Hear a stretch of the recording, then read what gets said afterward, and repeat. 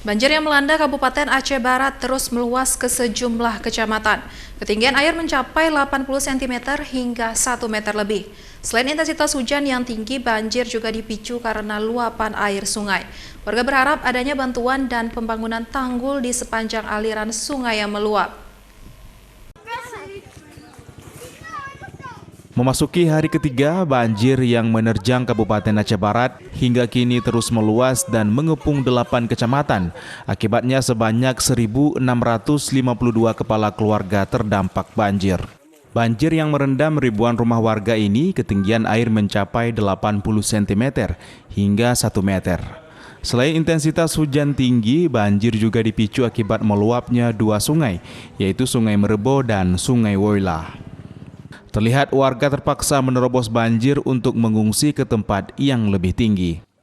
Mengingat banjir belum juga surut, namun sebagian warga masih bertahan di rumahnya karena menjaga harta benda mereka.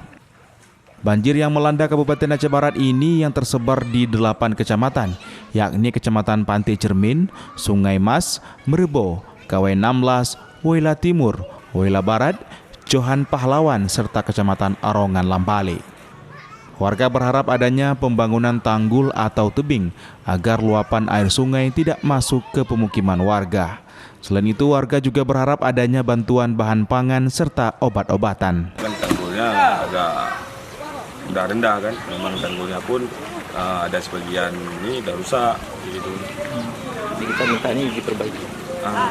Kemungkinan besar kami berharap seluruh masyarakat Kampung Besar Gunung ya diperbaiki gitu. Ada berapa banyak rumah yang berada di pinggir sungai ini, Pak? Kalau yang di pinggir sungai sekitaran 20 ada.